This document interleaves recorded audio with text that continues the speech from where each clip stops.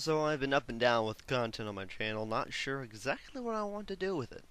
However, I do have something I need to do. I need to work with a few associates of mine on something called Red Tunic, which I will link in the description. Right now you see some Doom 3 being played, Doom 3 BFG edition. I'm probably going to be changing up the way I do things around here. I need some way to schedule things because the thing is I work a job with kind of random hours, so I have trouble finding a good time to record anything, and my hardware sucks. So editing video is not easy. Thus the whole Indiegogo thing. I didn't start it exactly, but I said, yeah, sure, let's try it when my associate Dash suggested we should. I don't mind having relatively low views normally, but for the sake of actually starting a project up like this, I need to figure out a way to get more views, and I am not exactly sure how to do that. I put out okay content, I think. Certainly better than some people. I'm not going to name names. And it's not really done much for me. I guess maybe I need to put content out more regularly, but I don't know if I'm impatient or what. Normally I'm a pretty patient person, but hey, maybe I'm wrong. But hey, I gotta keep trying, can't I? So, I'm just gonna talk about a few other things other than Indiegogo, though. It's not really interesting. So instead I'm gonna talk about something a little different. I think I'm going to go with things that have been bothering me in a couple games lately, just as a little entertaining set of stories. I'm gonna start with Resident Evil Revelations, which someone purchased for me for Christmas. Thank you to that person. They know who they are. And you know, it's not bad actually. The game itself is okay to play. I'm a little annoyed that there's no, at least I may be wrong, but it seems like there's no specific weak points on enemies to hit, like headshots and all that. That bothers me.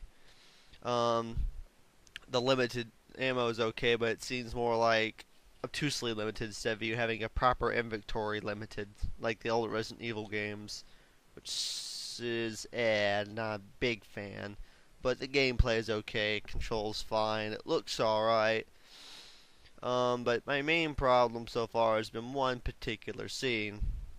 And I know my friend's gonna comment on this like, oh, he just twisted his leg a little. No, there's a point where you're playing as Chris Redfield, the big buff dude, and you're in the Arctic or you're somewhere fucking cold. I don't fucking know. I don't pay attention to Resident Evil story anymore. So you're in the cold, and then you fall down a ravine because the cliffside breaks, and then you land, and it looks like you broke your leg or something. Basically, you can't get up. And then zombie dogs start attacking you. Dozens upon dozens of zombie dogs as you shoot at them from your immobile position. You can't even crawl, even a little bit. That is fine. I've seen that kind of thing in games before. They did it in goddamned Dead Space. In Dead Space, you're dangling from a thing caught on a chain, and you have to pretty much be immobile and fight stuff. That is okay. I like it when horror games do that. It adds tension. However, when my partner or whatever comes down, I'm like, okay, so how are they gonna help me? I'm like, they've come down, they're here. Do they have a fucking splint? Do they have a fucking herb spray that'll just magically make it where I can walk again?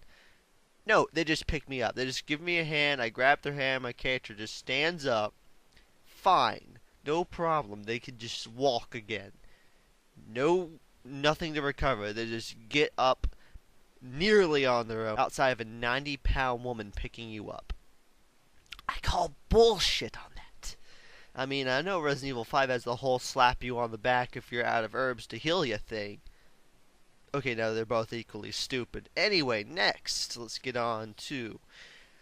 let's see, I've been playing... what games have I been playing? Doom 3, which, like I said, you're watching it right now, but I've had a few problems with it.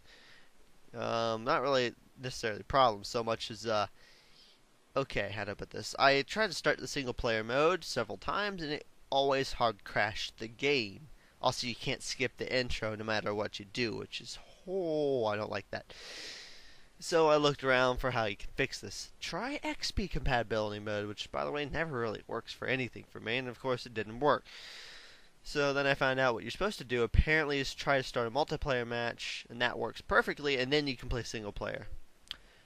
Doom 3 BFG Edition's been around for, let me see, Doom 3 BFG Edition has been on the Steam store since October 15th, 2012.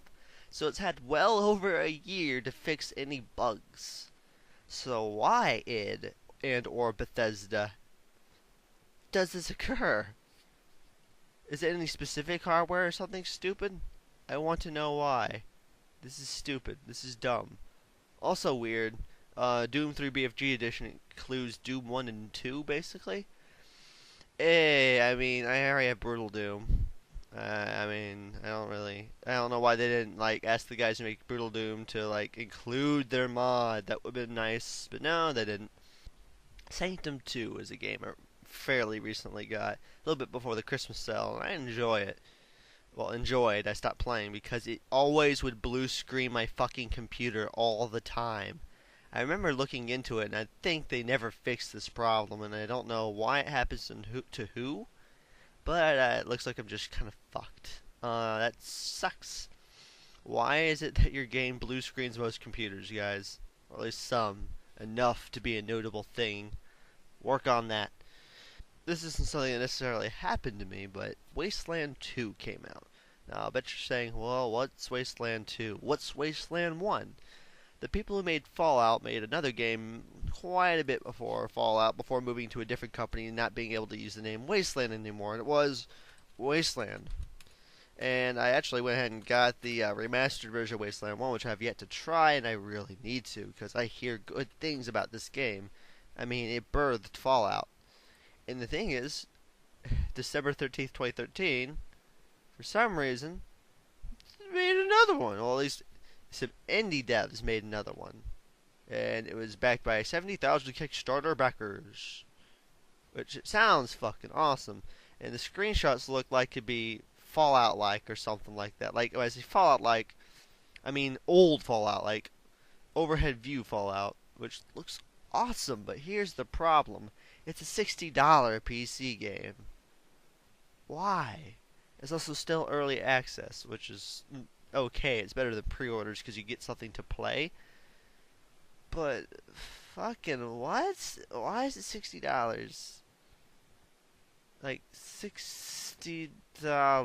Why is that much? I know they had a Kickstarter. They must have already gotten a reasonable number of funds, amount of money, stuff. They should have no problem with 50. 50 is still kind of a lot for an indie game. Jesus Christ, it's the most expensive indie game I've seen in a long time. I'm gonna talk about two more games.